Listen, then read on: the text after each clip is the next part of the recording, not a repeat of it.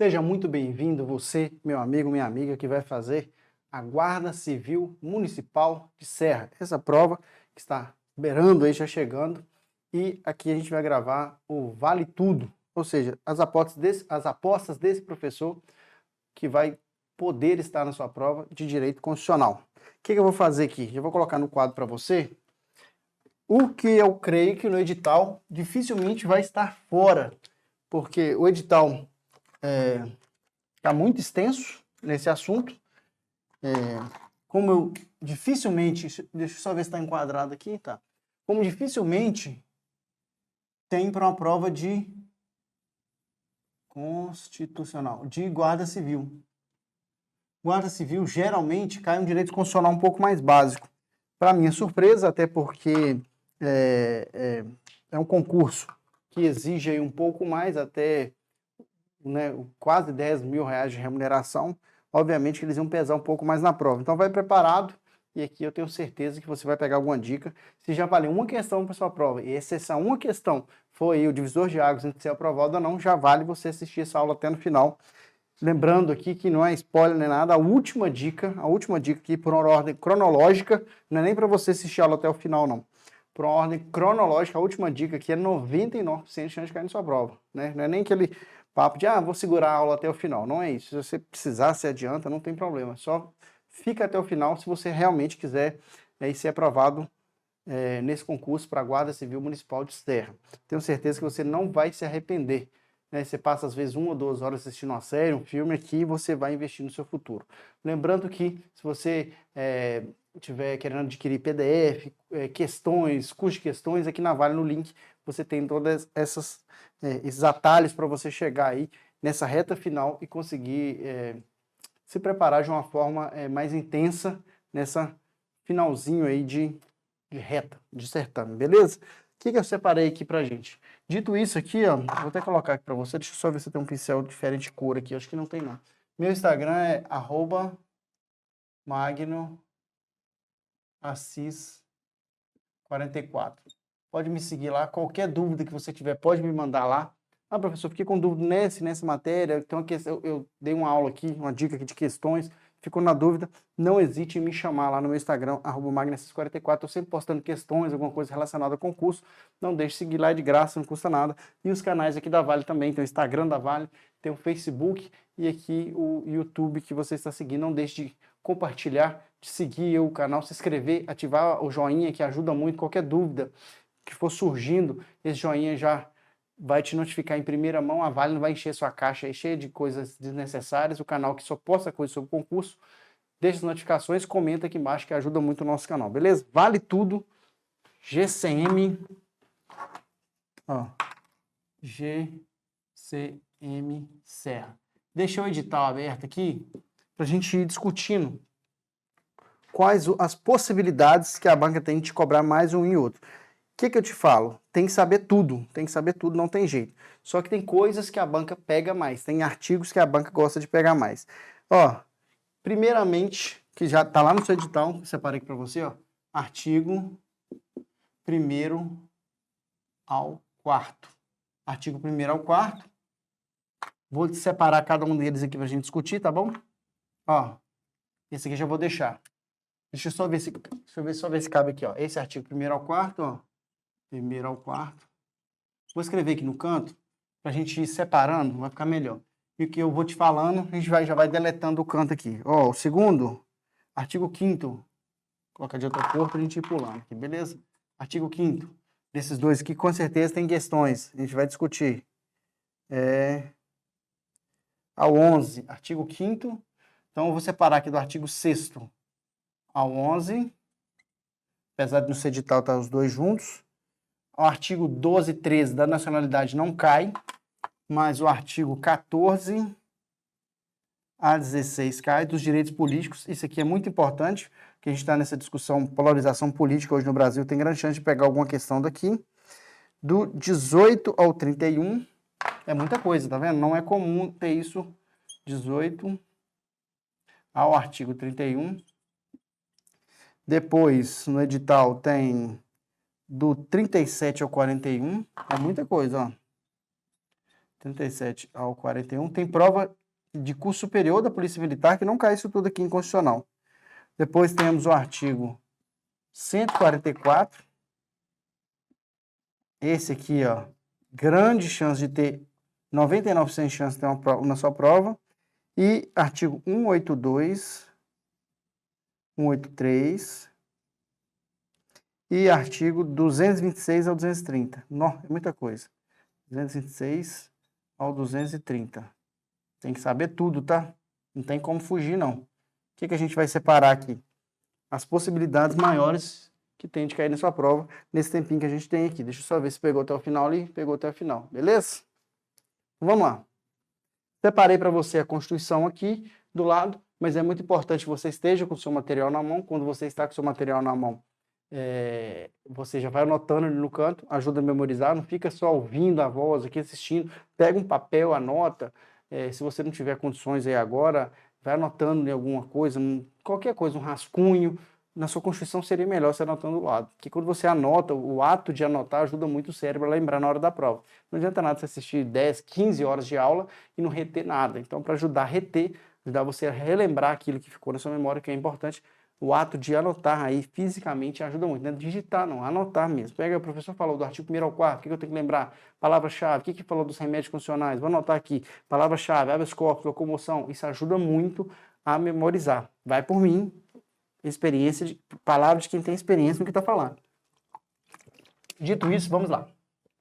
Do artigo 1º ao 4º, o que você tem que lembrar? Tudo, né? Tudo. Só que, resumindo, se a prova fosse daqui a 1 hora, o que você vai lembrar de artigo 1º ao 4º? Então vamos puxar uma seta aqui, ó. Isso aqui é tudo que está no seu edital, beleza? Artigo 1º ao 4º, primeira coisa que você tem que entender é, quem já assistiu às outras lives aqui, eu sempre bato nessa tecla e toda vez a banca coloca isso e toda vez tem aluno que cai. Eu tenho um conjunto aqui, ó. Esse conjunto, vou entrar na matemática aqui agora. Entenda isso aqui que você vai matar 80% das questões de artigo 1º ao 4º. Esse conjunto aqui eu vou chamar de conjunto dos princípios fundamentais. Como o próprio nome já diz, são os princípios fundamentais. Princípios básicos. O que é princípio? Valores, né? Os valores básicos da República Federativa do Brasil. Por isso que está do artigo 1º ao 4º. É o mais importante aí, ó. É a base da Constituição Federal. Então, esse conjunto aqui eu vou chamar de conjunto 1º ao 4º. Dentro do conjunto 1º ao 4º, eu tenho 4 subconjuntos. Certo? Eu divido esse conjunto aqui em 4. Esse é o artigo 1º, esse é o artigo 2º, esse é o artigo 3º e esse é o artigo 4º. Cada um desses vai ser um conjunto diferente. O que eu quero que você entenda, quando a banca te pedir princípios fundamentais, a resposta está tudo dentro desse conjunto. Então, se a banca falar, são princípios fundamentais, ela pode colocar qualquer coisa do artigo 1º, pode colocar qualquer coisa do artigo 4º, do artigo 3º, do artigo 2º. Agora, se a banca te pede fundamentos, isso aí, ó, é o pulo do gato. Ó, desenhar um gatinho aqui, ó, pessimamente, né? Ó, gatinho. Esse aqui, ó, é o pulo do gato para você não errar isso na prova. A banca vai fazer isso. Toda prova a banca faz isso e tem gente que erra. A IDECAN é danado fazer isso. Eu tô vendo aqui a IDECAN, né? Já gravei aula aqui de questões da Serra. A IDECAN gosta demais de fazer isso aqui. Então, o que você vai fazer? Quando te pedir princípios fundamentais, a resposta tem que estar aqui. Só que a banca não vai facilitar. A banca não vai falar princípios fundamentais. Dificilmente ela vai fazer isso, porque a resposta estaria muito mais fácil, principalmente para aquele que estuda pouco. O que ela vai fazer? Ela quer separar quem estuda muito e quem estuda pouco. Geralmente a banca não cobra o que está escrito no artigo tal, mas a banca pode te cobrar quais são os fundamentos. Então, dentro do artigo 1º, eu tenho os fundamentos. Essa é onde a banca mais rebenta aquela pessoa que estuda, decora, na hora de errar na prova. Por quê? Se a banca te pedir fundamentos, a resposta tem que estar só no artigo 1º. Muita gente não entende isso. Então, o fundamento é uma parte de um conjunto maior. Então, todo fundamento é um princípio fundamental, mas nem todo princípio fundamental é um fundamento. Porque fundamento está dentro desse grande conjunto de princípios fundamentais que é do artigo 1º ao 4º. No artigo 1º, eu só tenho os fundamentos. Então, se a banca te pedir, são fundamentos da República Federativa do Brasil, Você vai responder aqui no artigo 1º que eu vou falar com você. Se ela te pedir, são objetivos da República Federativa do Brasil. Aí é aqui, ó. Tem que colocar até de outra cor. No 3º são os objetivos da República Federativa do Brasil. O 4º, então, o que seria? Calma, eu não esqueci do 2º, não. Pulei ele aqui porque a gente vai chegar nele ainda. O 4º seriam os princípios que regem as relações internacionais. Entendido isso aqui?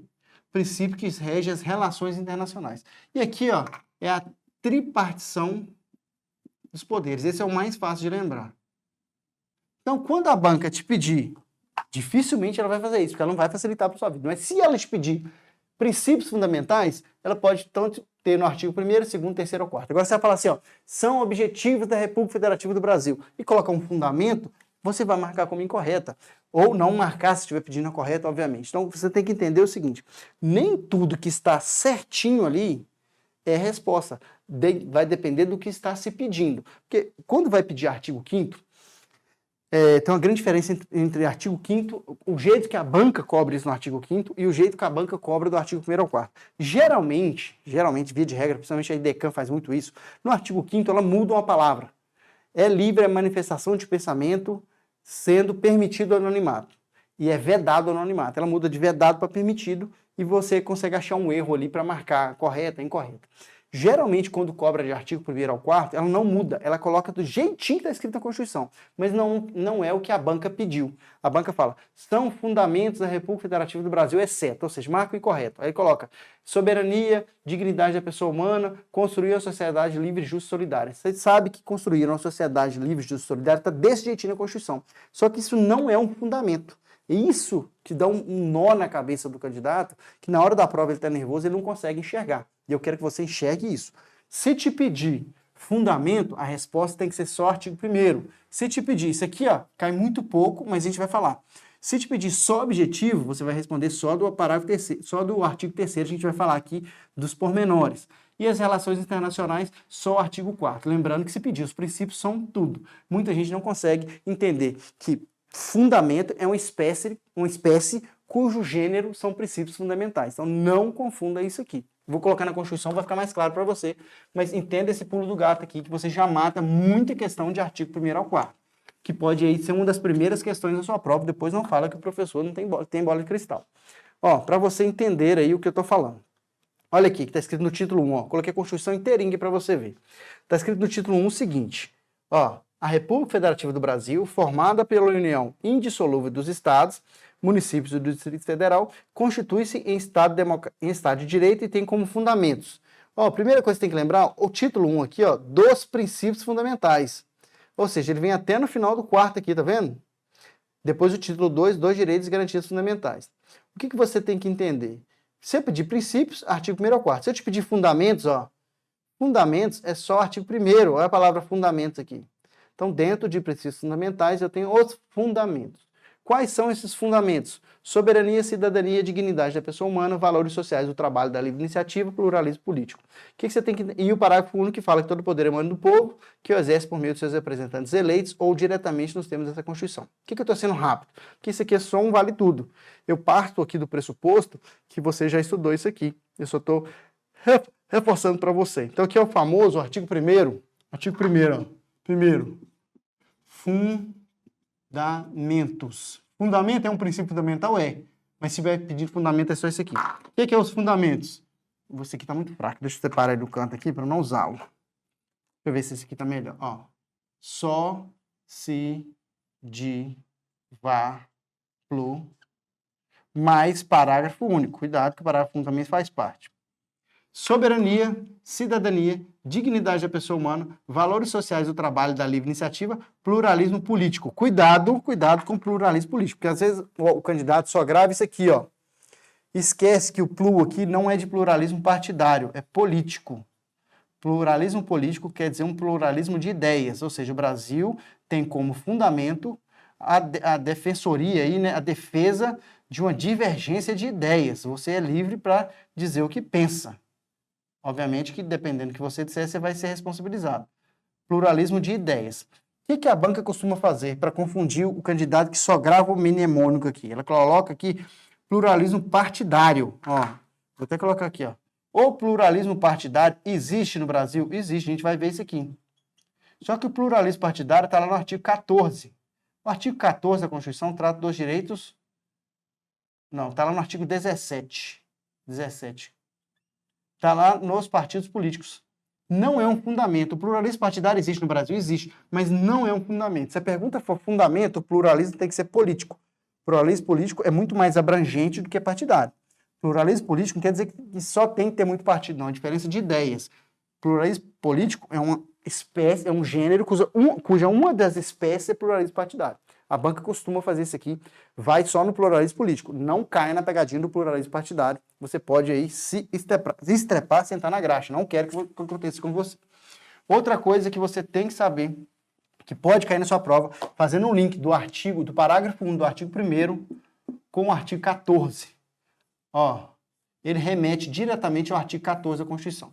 Por quê? O que está dizendo aqui? Vou colocar mais uma vez na tela para você. Fala sobre a democracia. O que é democracia? Demo. Poder, cracia, povo, poder do povo.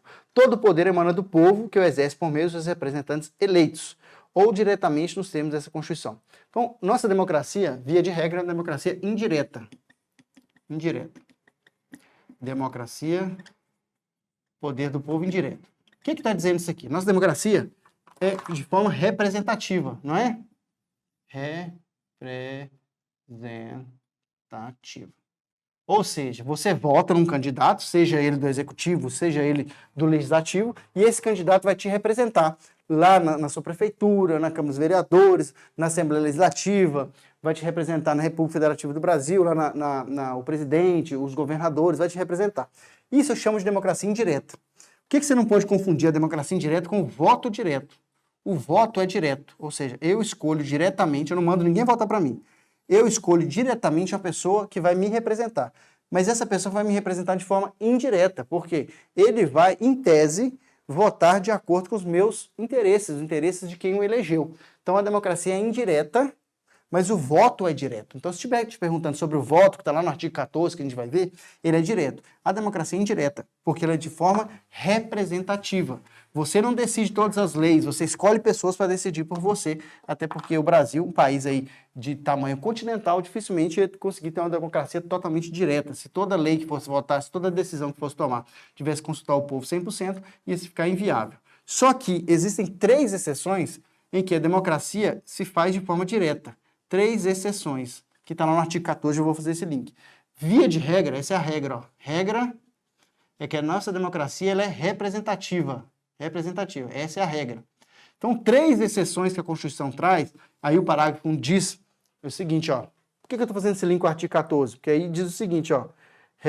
O parágrafo único, ó, ou eleitos ou diretamente nos termos dessa Constituição. Aí alguém pergunta, então qual é essa forma direta que nós, cidadãos comuns, temos de participar dessa democracia que se o senhor está dizendo aqui, ou se você está dizendo que ela é uma democracia de forma indireta. São 3 exceções em que nós, eleitores, cidadãos do Brasil, vamos escolher aqui o que vai ser decidido diretamente. O primeiro é o plebiscito. Plebiscito. O segundo é o referendo. E o terceiro é a iniciativa popular. O que eu estou dizendo aqui? Já estou adiantando para você o artigo 14, fazendo a referência ao parágrafo único. Quer dizer que dessas 3 formas aqui, ó, o cidadão comum vai participar diretamente das escolhas sem o representante aqui votar por ele. Exemplo, plebiscito. O P aqui, ó, não tem nada a ver com a palavra, tá? Mas ajuda a te lembrar que é pré, que é antes. Só o P para te lembrar do pré. Antes que se vote uma lei, que se tome uma decisão, antes, eu faço um plebiscito. Exemplo, no Brasil, decidiu-se há muito tempo atrás, aí no começo da Constituição, se eu não me engano, não sei se é 90, alguma coisa assim, se o Brasil continuaria, se é 92, não vou falar o ano certo aqui, porque não faz diferença também. Se o Brasil continuaria no presidencialismo ou se mudaria para o parlamentarismo. Continuou-se o presidencialismo. Consultou-se antes a população. Vamos mudar alguma coisa? Deixa eu consultar a população o que ela acha antes. Vamos fazer um plebiscito sobre a menoridade, a diminuição da maioridade penal para 16? Pode fazer isso antes. Se te perguntar antes, de forma direta, aí vai votar como? Igualzinho você vota no candidato. Você quer que o Brasil mude a maioridade penal para 16 anos? Sim, não. É uma votação direta antes, pode ser feito antes.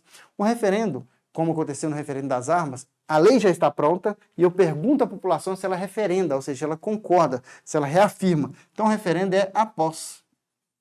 Faça uma decisão, toma-se uma decisão que seja uma lei e pergunta à população o que ela acha. Ou seja, plebiscito, antes de fazer a lei, eu pergunto, o que você acha? O referendo é depois. E a iniciativa popular,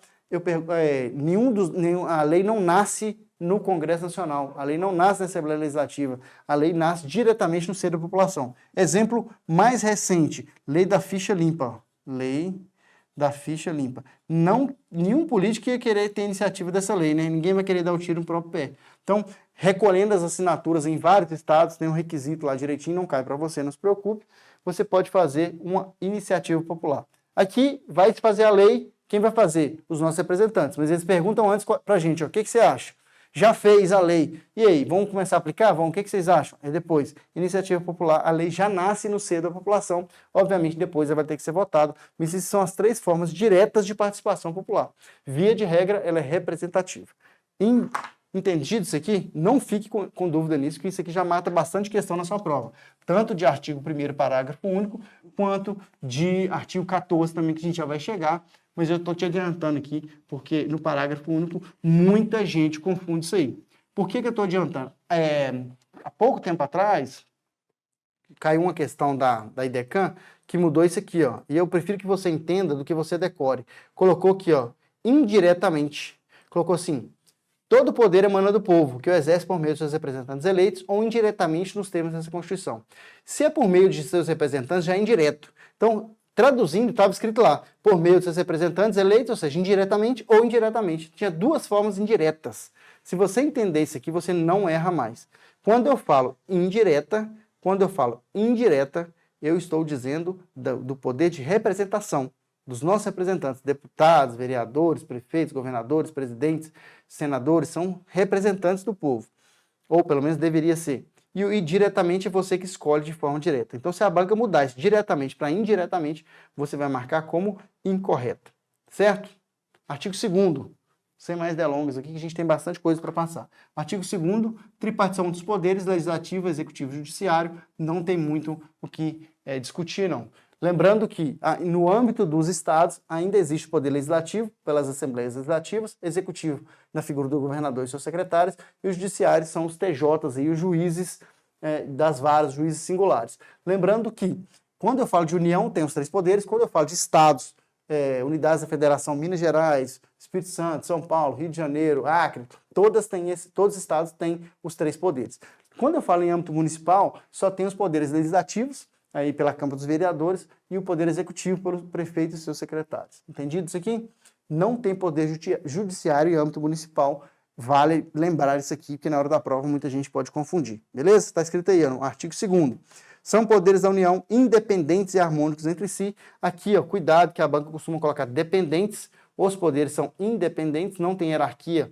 Um poder não tem hierarquia sobre o outro. Existe aí o sistema de freios e contrapeso, onde um poder acaba exercendo aí uma fiscalização, mas essa fiscalização tem um caráter, como o próprio nome já diz, fiscalizatório, não tem um caráter aí de hierarquia, certo?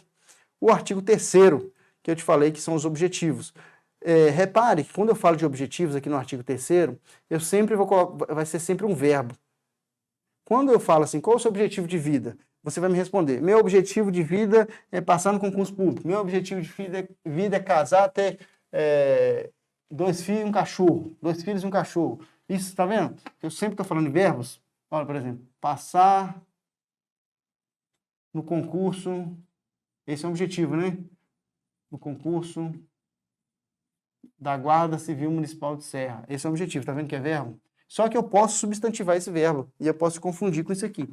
Cuidado com isso, porque muito candidato já vai procurando o verbo. Ele fala assim, a banca pergunta, questão de número 10. São objetivos da República Federativa do Brasil, ou seja, o objetivo é onde eu quero chegar, onde a República Federativa do Brasil quer chegar. eu vou olhar só os verbos. Quando tiver um verbo, eu sei que é o objetivo. Só que a banca sabe que o candidato vai fazer isso. Então, o que ela costuma fazer? Ela substantiva esse verbo. Então, se a banca colocar, são objetivos da República Federativa do Brasil, objetivos fundamentais. Se ela colocar, construir uma sociedade livre, justa e solidária, beleza. Se ela colocar, garantir o desenvolvimento nacional, beleza. Cuidado, tá? Eu já vi a IDECAN mudar esse nacional aqui para regional, ó. Garantir o desenvolvimento regional. Cuidado, não caia nessa, tá? Erradicar a pobreza e a marginalização e reduzir as desigualdades sociais regionais. Porque eles trocam esses regionais daqui, ó, para aqui. Não quero que você caia nessa, certo? As desigualdades sociais e regionais são para reduzir e a garantia do desenvolvimento nacional. Erradicar a pobreza, eu já vi a IDECAN também fazer o seguinte, ó, erradicar as desigualdades sociais e regionais. Erradicar é acabar e reduzir é outra coisa. Não tem como aí reduzir, não tem como erradicar as desigualdades sociais, porque não depende só do Estado. Mas erradicar a pobreza é uma meta, é um objetivo. Cuidado que a banca pode colocar no lugar de erradicar, erradicação, e no lugar de reduzir, redução. Ainda continua correto. O que não pode é mudar as palavras aqui de regionais para nacional. Agora, substantivar esse verbo ainda continua sendo um objetivo. Promover o bem de todos, sem preconceito de origem, raça, sexo, cor, idade e quaisquer outras formas de discriminação. O que você tem que saber disso aqui? Se a banca mudar para a promoção, ainda continua correto, beleza? Então, cuidado com o artigo 3º, que a banca pode substantivar o verbo. No lugar de promover, por exemplo, ela pode colocar a promoção. Não muda o sentido, continua correto. Ah, minha prova é letra de lei. Mesmo sendo letra de lei, ela faz isso aqui e não vai dar anulação, vai por mim, e já aconteceu várias vezes. Então, professor, você está dizendo que quando for objetivo, a Constituição traz verbos. Só que a banca pode substantivar e continua sendo objetivo, certo? Não está errado. O que não pode acontecer, que é uma pegadinha em cima da pegadinha, é a banca te pedir, são fundamentos.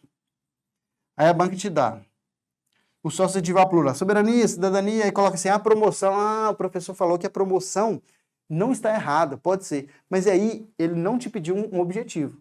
A promoção, no lugar de promover, não está errado, mas continua sendo objetivo. Você pergunta for fundamento, mesmo estando a promoção promover, está errado. Então, cuidado, que eles podem colocar a promoção, podem, desde que esteja te pedindo um objetivo. Ou um princípio que é o genérico, né? Cuidado, se te pedir um fundamento, mesmo que tenha promover a promoção, está incorreto. Tem que fazer essa ressalva, porque eu já vi muitos candidatos bons que estudam cair nessa pegadinha. Ficou na dúvida? Tem uma aula aqui só de artigo 1º ao 4º, que é uma aula aí de quase uma hora só explicando isso para você. Aqui é mais dinâmico, a gente precisa andar aqui, beleza? Artigo 4º, aqui ó, é tudo que o Brasil vai observar no trato com os outros países. Ou seja, tudo que o Brasil vai se reger com os outros países. Pode ver que tudo aqui tem a ver com o internacional. A independência nacional tem a ver aí com o princípio da soberania, prevalência dos direitos humanos, autodeterminação dos povos, não intervenção, igualdade entre os estados aí, né, com letra maiúscula, porque estados aí está tratando de países, defesa da paz, solução pacífica dos conflitos. Eu já vi banca colocar aqui, ó, solução bélica dos conflitos, repúdio ao terrorismo e ao racismo, cooperação entre os povos para o progresso da humanidade, concessão de asilo político. Já vi banco colocar que é não concessão de asilo político. Beleza? O que você tem que saber aqui? Parágrafo único. Uma banca recentemente mudou de América Latina aqui para a América do Sul. Essa integração econômica que se busca no artigo 4º é da América Latina. Colocou que trocou para a América do Sul. Muita gente caiu nessa pegadinha, não quero que você caia. Coisas para observar aqui, ó. 2. Autodeterminação dos povos e não intervenção. Esses dois aqui são os dois que mais confundem, porque via de regra, quando a pessoa fala solução bélica dos conflitos, se você souber que é bélico, né, solução armada, você não erra. O Brasil não é um país extremamente bélico, o Brasil, né, preza pela paz. Só que muita gente não sabe o que significa bélico. Bélico é armado. Se colocar bélico, você vai marcar como incorreto. Esse aí muita gente sabe. O que muita gente confunde é esses dois aqui, ó, e eu quero que você entenda para você não errar. Autodeterminação dos povos e não intervenção. Por mim, esses dois poderiam estar juntos. Eles quiseram colocar separado aqui. O que é autodeterminação dos povos? Autodeterminação quer dizer que cada povo, ou seja, cada país, vai se autodeterminar, fazer suas próprias leis, reger-se de forma autônoma. O Brasil, mas a Venezuela tem uma ditadura. O Brasil preza pelo princípio da autodeterminação, ou seja, o povo lá tem que se autodeterminar. E o princípio da não intervenção, que é totalmente ligado com esse, ó. Não intervenção. O Brasil não intervém. Mas a Venezuela esquece, o Brasil não intervém. Tem esse princípio aqui, ó. Princípio da não intervenção. O presidente da República vai querer intervir lá. O que o Congresso Nacional vai fazer? Vai acionar ali os órgãos superiores, o STF vai falar assim, ó, o presidente está infringindo o princípio do artigo 4º, que é o princípio da não intervenção. O que a banca costuma colocar? Ela costuma, de autodeterminação, ela coloca determinação dos povos. Ó, dos povos. Se ela fizer isso, você vai marcar como incorreta. É autodeterminação, é o povo se autodeterminar, não é o Brasil que determina, não. E ela costuma colocar o princípio da intervenção, ela tira esse não. Cuidado, a banca, esses dois aqui, ó, onde a banca mais pega, se cair um desses, você não vai cair, porque eu estou te falando aqui agora. Se colocar determinação, está errado. É autodeterminação, o povo se autodetermina, cria suas próprias leis, e o Brasil não intervém nisso. Beleza? Só você lembrar do exemplo da Venezuela, autodeterminação, não intervenção, esses dois são os que mais caem quando se fala de artigo 4º. Anota o que eu estou te falando aí, porque aqui é quente, eu tenho certeza do que eu estou te falando. Você pode pegar ali no seu banco de questões e olhar, tem muitas questões com esses dois aqui. De aí, 10 questões de artigo 4º, no mínimo umas 6 ou 7. Eu já fiz ali no Instagram uma enquete, 6 ou 7, até 8 questões, tem no mínimo um desses dois aqui, que confunde muita gente, beleza? Artigo 5º, o que eu tenho que saber? Tudo, né, professor? Tudo. Então, para você entender aqui de artigo 5º, depois eu vou falar de artigo 6º, para você entender de artigo 5º, ele fala, ó, do título 2, dos direitos e garantias fundamentais, e o capítulo 1, que é dos direitos individuais e coletivos. O que você tem que saber do artigo 5º? Tudo. O que eu vou enumerar para você? Alguns parâmetros aqui para a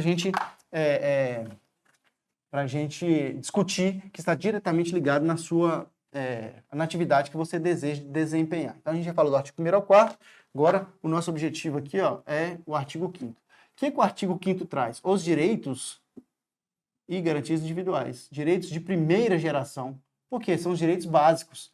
Direitos de primeira geração. Esses direitos de primeira geração não podem ser negligenciados numa prova que trata de segurança pública. Segurança pública sempre vai ter o artigo 5º, que eu nunca vi uma prova, me corrigem nos comentários, de segurança pública, dessa área aqui, Guarda Municipal, Polícia Penal, Polícia Civil, Polícia Militar, Polícia Federal, Polícia Rodoviária Federal, Polícia Ferroviária Federal, nunca vi bombeiros, nunca vi uma prova que não caísse direitos de primeira geração. São os direitos básicos do artigo 5º. Então, está diretamente ligado na função que você quer desempenhar. Vou colocar na tela para você, mas eu espero que você já esteja com o artigo 5º aí na ponta da língua. Tem muito inciso, tem muita peculiaridade, só que você tem que estar preparado para a hora da sua prova. Toma uma água aqui para a gente entrar no artigo 5º. Se você ainda não é inscrito no canal, considere se inscrever, ative as notificações, que ajuda muito o nosso canal e ajuda você também. A primeira coisa que você tem que lembrar aqui, ó, os incisos do artigo 5º não são garantidos somente aos brasileiros. Os estrangeiros residentes no país, e o STF já bateu o martelo que alguns desses direitos aqui, até os não residentes, mas para sua prova, atenha-se aos residentes no Brasil, também tem esses direitos aqui. Por exemplo, direito de propriedade. Um argentino residente do Brasil tem. Direito à vida, inviolabilidade de domicílio, vários direitos aqui. Não são garantidos somente aos brasileiros. Todos os direitos do artigo 5º são garantidos aos estrangeiros residentes no país? Não. Por exemplo, direito político, a gente vai falar aqui no artigo 14. Quem não é brasileiro nato naturalizado não tem direito político. Agora, os direitos do artigo 5º, que são os direitos básicos, são os direitos de primeira geração, são garantidos também aos estrangeiros residentes no país. Primeira coisa que você tem que lembrar aqui, beleza? Vamos lá. Para desmistificar aqui, ó, primeiro que você tem que lembrar, ninguém é obrigado a fazer ou deixar de fazer alguma coisa senão em virtude de lei. Ou seja, quem proíbe ou obriga a pessoa a fazer alguma coisa é a lei, não é um agente. Um agente para um cidadão na rua andando 10 horas da noite. Fala assim, ó, 10 horas da noite não quero ver ninguém na rua. Se não existe uma lei, né, obrigando esse cidadão a cumprir isso, essa ordem é ilegal, pelo princípio da legalidade. O princípio da legalidade diz o seguinte, princípio da legalidade, eu quero que você atenha isso aqui, quando a gente for falar aí do artigo 37, vou lembrar isso aqui de novo. O princípio da legalidade no artigo 5º, ele diz o seguinte, ninguém é obrigado a fazer ou deixar de fazer alguma coisa senão em virtude de lei. Quando o agente da vigilância sanitária, que você como GCM aí, disser, vai acompanhar um vigilante, um fiscal da vigilância sanitária, ele vai lá prender aquelas carnes e incinerar, vai tomar aquelas carnes de um açougue, por exemplo, existe uma lei falando o seguinte, ó, as carnes devem ser mantidas na data de validade, até temperatura tal, ou seja, existe uma lei, não é aquele fiscal, pela cabeça dele, que vai apreender aquele material. Existe uma lei pelo princípio da legalidade. Ah, o princípio da legalidade, ele não é justo, então você vote melhor para que ele possa ser exercido de forma melhor aí pelos nossos governantes, mas o princípio da legalidade diz o seguinte, só pode fazer, você é obrigado a fazer somente o que está na lei. Você só é obrigado a fazer o que está na lei. E você só deixa de fazer alguma coisa se a lei estiver falando para você não fazer. Exemplo, para andar de carro, né, para dirigir carro. Carro pequeno, carro de passeio, categoria B. A lei diz para que seja para conduzir veículos automotores até tantos quilos de passeio e tal, carteira não profissional, carteira B. Certo? Então, esse é o princípio da legalidade do artigo 5º. Ninguém é obrigado a fazer ou deixar de fazer alguma coisa, senão é virtude de lei. E eu vou fazer aí um adendo aí quando eu vou falar de artigo 37. A gente tem uma dica aqui, beleza? Outro artigo que pode cair bastante na sua prova são esses dois aqui, ó. Ninguém será submetido a tortura nem a tratamento desumano ou degradante. Costuma a banca colocar uma vírgula aí, principalmente nesse 3 aqui, ó, e colocar o seguinte, ó. Ninguém será submetido a tortura nem a tratamento desumano ou degradante, vírgula, salvo em caso de... Aí ele coloca. Salvo em caso de terrorismo, salvo em caso de racismo, salvo em caso... Não tem esse salvo, tá? Não tem esse salvo. Não existe exceção no Estado brasileiro. Não existe exceção para a tortura ou tratamento desumano ou degradante. Ah, mas a pessoa pegou lá um sequestrador e a criança está sequestrada. Pode fazer a tortura? Não. Pode fazer o tratamento desumano ou degradante? Não pode. Não existe exceção. Ah, professor, então é um direito absoluto? Não existe direito absoluto. Direito à vida, por exemplo, é um direito absoluto? Não é, porque a vida pode ser cerceada se ele tiver ali, se o agente tiver legítima defesa, né? Se você matar uma pessoa para sobreviver, que está aí tentando com a sua própria vida, então não existe direito absoluto. Só que isso aqui não é um direito. Isso aqui, a não tortura é uma garantia. A garantia, aí sim, ela vai ter ela absoluta. O direito, não existe direito absoluto, ou seja, aquele direito que não tem discussão nenhuma. Até o direito à vida, que é o direito primordial, ele pode ser cerceado até em caso de guerra. A gente tem a pena de morte em caso de guerra declarada. Então, não existe esse direito absoluto. Aqui é uma garantia da não tortura, essa sim não tem exceção. Esse aqui a banca gosta muito, ela troca de vedado o anonimato para permitido o anonimato. Cuidado com isso, não caia nessa pegadinha. É livre a manifestação de pensamento. Eu sou livre para dizer o que eu penso, mas não posso fazer isso de forma anônima, que dependendo do que eu disser, de como eu disser, se eu estiver incorrendo em algum crime, eu vou responder isso civilmente, administrativamente ou penalmente. Então, por isso que não pode ser de forma anônima. Posso falar o que eu penso? Posso, desde que eu coloque minha cara lá para responder juridicamente se precisar depois, ou administrativamente. Beleza? Aqui, ó. Esse aqui, ó, por que eu tô colocando esse aqui? Acontece muito do agente hoje filmar o preso e colocar lá na internet, mandar num grupo de WhatsApp, colocar na internet. Por isso que a banca tem cada vez mais pegado nesse artigo 5º, principalmente nesses incisos envolvendo segurança pública, envolvendo a exposição. São invioláveis a intimidade, a vida privada, a honra e a imagem das pessoas, assegurado o direito de indenização por dano material ou moral decorrente da sua violação. Pegou a pessoa presa ali, está furtando, veiculou as imagens dela num grupo aí de WhatsApp, que seja, e aquilo ali espalhou de uma forma, pegou você como agente público, vai ser indenizado. O Estado vai indenizar aquela pessoa, né? É justo? Não sei, mas é o Estado, então você fica esperto. Vai indenizar aquela pessoa e você vai responder depois se tiver incorrido aí em dolo ou culpa. O Estado vai indenizar independente disso. Exemplo que cai muito na prova também, ó. A casa é asilo inviolável no indivíduo e o sigilo da correspondência. Esses dois aqui eu quero chamar a sua atenção. Desculpe se eu estou indo muito rápido, é que eu quero dar o máximo de informação para você possível para essa prova. Inviolabilidade do domicílio. 4 situações em que o domicílio pode ser violado. Qual que é a regra? Inviolabilidade. Inviolabilidade. Não pode entrar na casa de ninguém. 4 situações em que o domicílio vai ser violado. Dessas situações, uma só que eu tenho um pormenor aqui, que é a ordem judicial. Ó. Ordem judicial. Juiz, desembargador, mandou. Esse aqui é somente durante o dia, certo? Porque esse aqui eu posso esperar. Se o juiz falou, pode ter droga na casa dessa pessoa, o delegado pediu, o promotor pediu aí uma busca na casa dela, Ah, mas é meia-noite, saiu mandado agora, o juiz acordou lá e expediu esse mandado, assinou. Vou esperar ficar durante o dia. Ah, durante o dia que horas? Não se preocupe, a nossa matéria não faz diferença. O que você tem que lembrar aqui, ó, é que essas três que eu vou falar primeiro não tem hora, que é desastre, prestar socorro, não precisa se preocupar com a ordem, tá?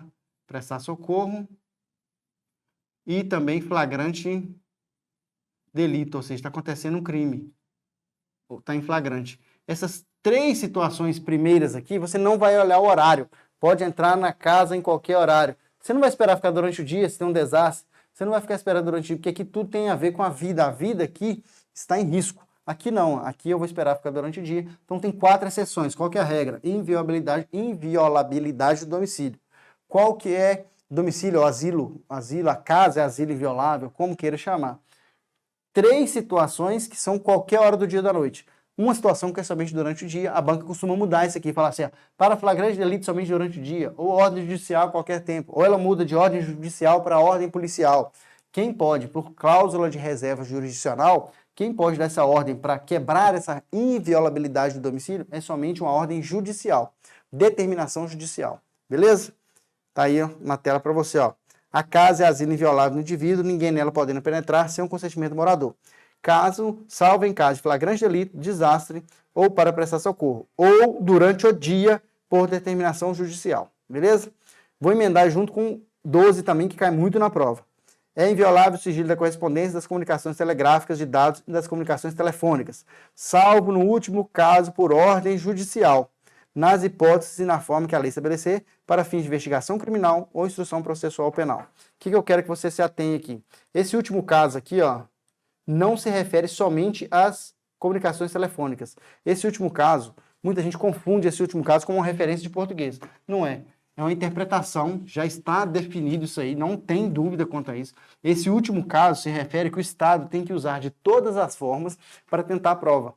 O ônus da prova é para quem alega, ou seja, se o Estado diz que fulano de tal, na data tal, cometeu um latrocínio, é o Estado que tem que provar por meio de investigação que essa pessoa cometeu esse latrocínio. A pessoa, obviamente, vai poder se defender, usar ampla defesa, contraditório, mas o Estado tem um ônus de provar. Com o ônus de provar, ele vai em busca de provas. Provas testemunhais, provas documentais, provas periciais em geral, corpo de delito, câmeras, imagens, depoimentos, tudo. O último caso, já tentou de tudo, não deu certo. O cara é um traficante, não coloca a mão na droga. O único jeito é a interceptação telefônica, interceptação de dados. Em último caso, eu vou quebrar o sigilo da intimidade dele para obter essa prova. O último caso quer dizer que o Estado tem que buscar todas as outras formas para que na investigação criminal ou na instrução processual penal possa-se obter essa prova, alcançar essa prova. Então, em último caso, o Estado vai usar esse tipo de violabilidade da intimidade. Porque vem assim, no pensamento comigo. A intimidade do seu telefone, das suas comunicações, envolve muito aí, né, o poder do Estado em cima desses dados. Então, o Estado só vai fazer isso, de acordo com a Constituição, em último caso. Entendido isso aqui? Não fique na dúvida quanto a isso. O que eu quero falar para você agora? Dos remédios constitucionais. A gente não tem muito tempo, temos aí 17 minutos ainda. Os remédios constitucionais, chance para cair na sua prova. Está lá no artigo 5º também, tá? Chance para cair na sua prova, muito grande. Então, dos remédios constitucionais, o que você tem que saber? Os remédios constitucionais tem que saber tudo. Mas as palavras-chave, habeas corpus, palavra-chave para habeas data, eu vou até colocar em de outra cor aqui para ficar mais fácil de você visualizar aí, ó. Vou escrever até maior isso aqui, ó, que tem um feeling, um sentimento aí que pode cair na sua prova, certo? Ó, habeas corpus. Segundo, habeas data. Com essas palavras-chave, dificilmente você vai errar isso aqui. Mandado de segurança. Mandado de injunção. Ação popular. Palavra-chave para você lembrar qual remédio. O que é um remédio constitucional? Nessa altura do campeonato, eu espero que você saiba. Lá no artigo 5º está dizendo dos direitos e garantias fundamentais. Não adianta nada o Estado colocar, positivar um monte de direito da Constituição, principalmente no artigo 5º, aquele monte de direito dos 78 incisos, e você não tem uma garantia que você vai poder usufruir desses direitos. Então, o que é os remédios? Remédios, ou seja, as garantias constitucionais, são aquilo que você tem quando o Estado fere aquilo mesmo que o Estado colocou. O Estado diz o seguinte, ó, ninguém vai poder ser preso se não em flagrante delito ou por ordem fundamentada de juiz, de autoridade competente, juiz. Então, o que acontece? Se alguém te prende fora desse contexto, é uma prisão ilegal. Qual o remédio, qual a garantia que eu vou ter para usar isso contra o Estado? Para falar com o Poder Judiciário. Tá vendo o que o Estado está fazendo comigo? Dá uma olhada nisso aqui para mim. É uma garantia, uma carta na manga que o cidadão tem, que a pessoa tem, contra os desmandos do Estado. Então, são garantias que a gente chama de remédios. Toda vez que eu sofrer, ou alguém estiver sofrendo liberdade na sua locomoção, é um direito líquido e certo de ir e vir. Então, o habeas corpus é aquele instrumento, aquele remédio, aquela garantia que garante que não podemos ser cerceado no nosso direito de locomoção, o nosso direito líquido e certo de ir e vir. Ou seja, toda vez que a resposta for habeas corpus, tem que ter alguém preso ou em vias de ser preso, porque eu tenho habeas corpus preventivo. Eu sei que o juiz tal vai mandar me prender porque ele não gosta de mim, que eu sou namorado da filha dele. Como eu sei que ele vai me prender, eu vou lá no TJ do meu estado e peço um habeas corpus preventivo. Quando alguém vir me prender por ordem daquele juiz, eu já jogo aí, ó, como é que é a carta do Uno, né, o zap lá para virar o jogo. Fala o seguinte, eu tenho um habeas corpus preventivo. Então, toda vez que tiver direitos líquido e certo, cuidado com essa palavra aqui, com essa expressão, de ir e vir, a resposta é habeas corpus, que do latim é tem o corpo, quando tem alguém preso ou em vias de ser preso. Habeas data é tenha a data. Data, aqui ó, não é tempo não, data é dado. Então, são dados, informações. Essas informações estão no banco de dados estatais ou privados com caráter público. Com caráter público. Exemplo, SPC. O SPC, Serviço de Proteção ao Crédito, é um serviço privado, não é? Um hospital privado, uma escola privada, uma faculdade privada. Tem um monte de dados em relação a mim, não tem? Se ele se negar a fornecer esses dados, ou se ele se negar a retificar esses dados, vou até colocar de vermelho aqui. Então, a habeas data serve para conhecimento de dados e retificação de dados. O que é retificar? Retificar com E é consertar. Ratificar com A é concordar. Então, retificar os dados. Que dados são esses? Relativos à pessoa do impetrante. Relativos a mim. Vou colocar a mim aqui como se eu estivesse entrando com o habeas data. Então, o habeas data serve para mim, para quê? Para eu conhecer dados, para eu retificar esses dados. Exemplo, eu chego lá e falo assim, eu quero saber se eu tenho aí débitos. Ah, não vou te passar essa informação. Ou seja, não me deram conhecimento a esses dados. Eu posso entrar com habeas data. Habeas data serve para conhecimento de dados relativos a mim. Ah, eu quero saber de outra pessoa. Aí não é habeas data. Esquece isso. Ah, eu quero saber quanto que a prefeitura gastou com a folha de pessoal em 2022. Não é habeas data. A gente vai entender isso aqui. Conhecimento de dados relativos a mim. Então, eu entro com habeas data. Ah, não, eu sei lá. Saiu meu nome lá que eu devo 10 mil reais para a Casa Bahia. E eu consegui provar aqui para o AMSB que eu não devo. Eu tive que um furto de documento. Alguém abriu aqui, não tem minha assinatura, não tem nada. Eu quero que retifique esses dados. Eu quero que conserte esses dados. Retificar com E, consertar com S, obviamente. Que consertar com C é ó, tocar, beleza? Retificação de dados. O SPC falou que não vai retificar esses dados. Então, eu posso entrar também com habeas data, que é um remédio que serve para dois problemas, duas dores. Conhecimento de dados, negou, eu posso entrar com habeas data. Ah, não, ele me forneceu, mas não conseguiu retificar, não, se negou a retificar. Eu entro também com habeas data, lembrando que sempre vai ser relativo a mim, se for relativo a terceiro, não é esse remédio. Outra coisa que você tem que lembrar também é que quando a gente fala de certidão, aí eu não falo de conhecimento de dados. Pensa comigo, quando você passar, se Deus quiser, na Guarda Civil Municipal de Serra, no dia da matrícula vão te pedir um monte de certidão. Certidão negativa certidão negativa criminal, certidão negativa civil. Aquela certidão não é o conhecimento do dado, aquela certidão é só um atestado que o Estado está te dando ali, ó. Você não tem passagem pela polícia. Isso não é conhecimento de dados. Você já sabe que não tem. Certidão é só um documento. Se o Estado te negar certidão, aí você vai entrar com um mandado de segurança. Nossa, professor, confundiu. Confundiu e é isso mesmo que a banca gosta. Se te negar conhecer os dados, aí você entra com habeas data. Se te negar retificar os dados, você entra com habeas data. Se te negar certidão, ó, negar certidão.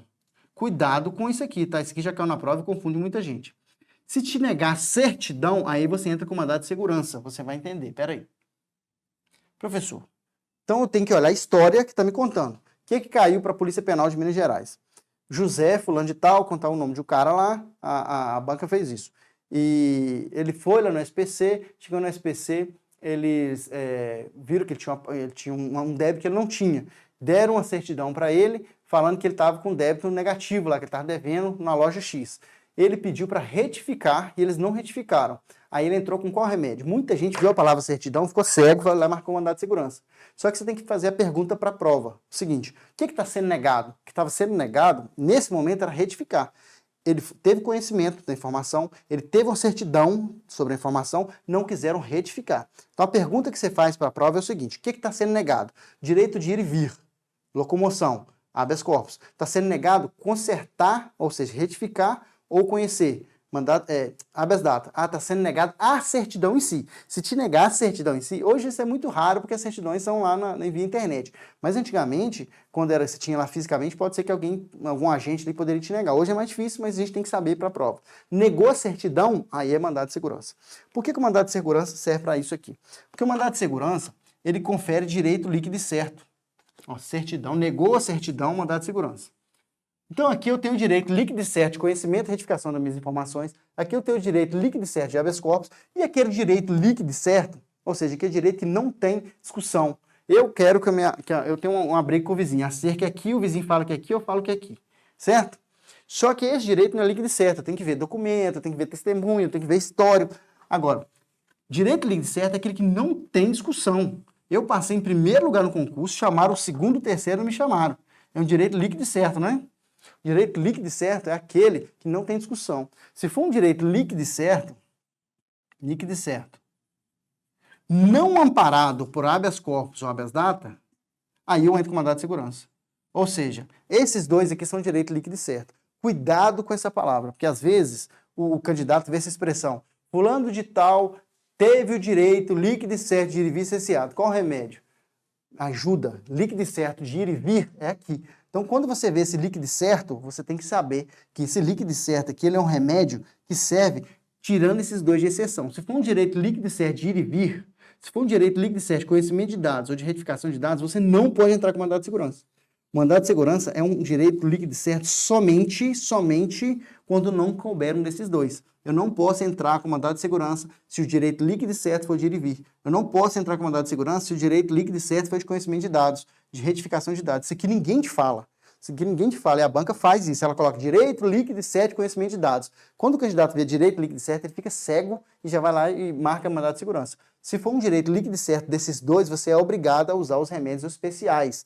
2 remédios especiais para 2 dores especiais. Aqui deixou um remédio que serve para muitas coisas. Direito líquido e certo de mandado de segurança é aquele direito que não é amparado por esses dois. Qualquer outro direito que seja líquido e certo, como é que eu vou saber? Se você acha que é um direito líquido e certo, você vai pedir o juiz. Se o juiz bater, não, isso aqui não é direito líquido e certo. Então não é mandado de segurança, você vai ter que entrar com processo. Então o direito líquido e certo é aquele que você bate o olho e você não tem dúvida. Ah, mas eu tenho dúvida, então você entra com mandado de segurança, o juiz vai ver ali, ou o juiz ou o desembargador que seja. Não é um direito líquido e certo, você vai ter que entrar com processo.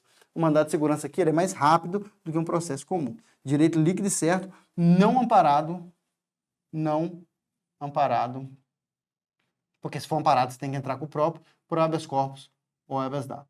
Lembrando que partido político, representação no Congresso Nacional pode entrar com mandado de segurança coletivo, ou seja, tem aqui são 150 vagas. Aí, 150 vagas, não chamou nenhum dos 150, chamou ali dos 150 para baixo, chamou errado. Esse 150 pode entrar com mandado de segurança, desde que seja representado por um partido político que tem representação no Congresso Nacional, ou seja, que tem pelo menos um deputado ou um senador, ou uma entidade de classe com representação aí pelo menos 1 ano de funcionamento, beleza? Mandado de junção é quando falta norma regulamentadora. Suprir falta de norma. Ou seja, o Estado falou, vou fazer uma norma delimitando isso aqui para você exercer esse direito. O Estado não fez a norma, a pessoa entra com mandado de injunção falando o seguinte, ó, o Estado não fez a norma, não fez a lei, eu não estou conseguindo exercer o meu direito porque o Estado não regulamentou. Eu vou lá no Poder Legislativo, o Legislativo não fez. Eu vou lá no Judiciário e falo o seguinte, ó, o Legislativo não fez. Me dá esse direito aqui, supra essa norma. A gente chama de mandado de tampão, né? É um mandado tampão. Ele vai tampar aquele buraco deixado pela norma. E a ação popular, o que mais cai é quando a banca muda de pessoa para cidadão. Para que a pessoa entre com mandado, com ação popular, ela tem que ser cidadão. Aqui nenhum deles fala cidadão. A ação popular tem que ser cidadão. Pode colocar pessoa? Não. Se colocar qualquer pessoa, você vai marcar como errado. Outra coisa que ele pode mudar de cidadão. Fala o eleitor da cidade X, o vereador da cidade X. Isso tudo está dizendo que ele é cidadão. Porque se ele é eleitor, se ele é um vereador, se ele é um prefeito, ele tem que ter os atos de cidadania. Então, qualquer coisa que dizer que é cidadão de forma implícita também vale. O que você tem que lembrar disso aqui? Os dois que a banca cobra como de graça, 0,800, são esses dois aqui, ó. 0,800, HC e HD são 0,800, vocês são gratuitos. São gratuitos a ação de habeas corpus e habeas data, são gratuitos. A ação popular, via de regra, ela é gratuita, só que ela tem aquilo. Se a pessoa estiver usando de má fé, ela vai pagar o processo, vai pagar os ônus da sucumbência, ou seja, o advogado da parte contrária. Beleza? Isso aqui, remédios constitucionais, rapidamente, só para você não esquecer que a gente está chegando na reta final. Quero falar aqui do artigo 144.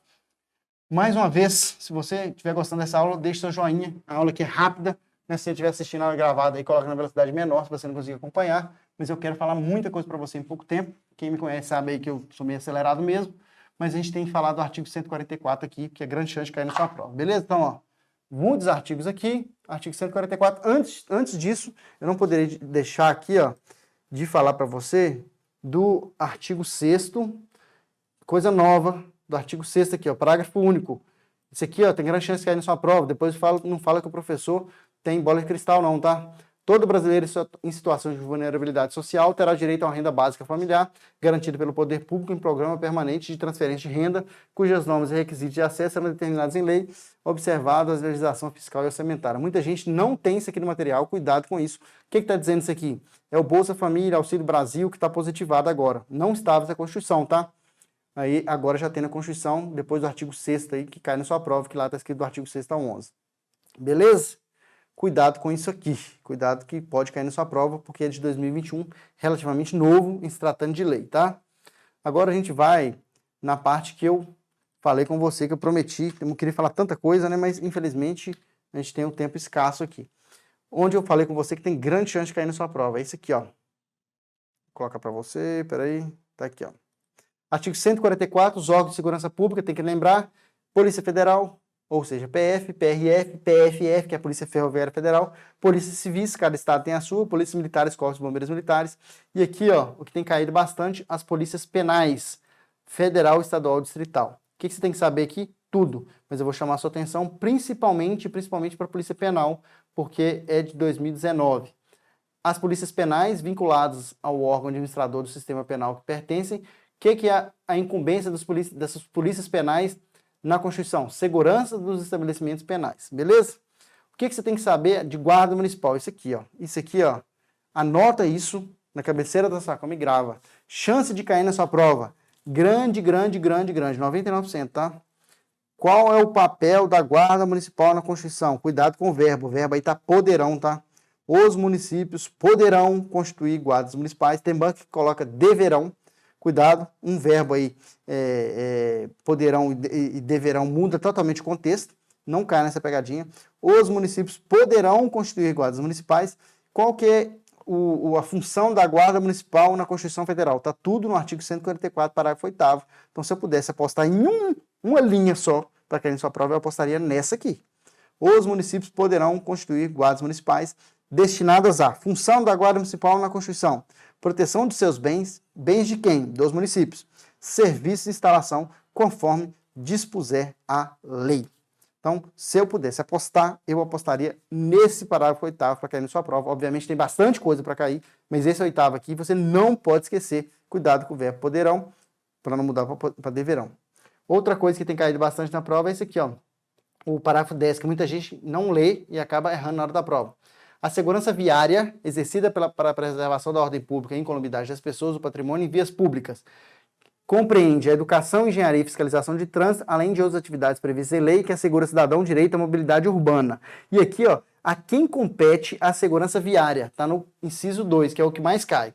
Compete no âmbito dos estados, do Distrito Federal e dos municípios aos respectivos órgãos ou entidades executivas e agentes de trânsito estruturados em carreira na forma da lei.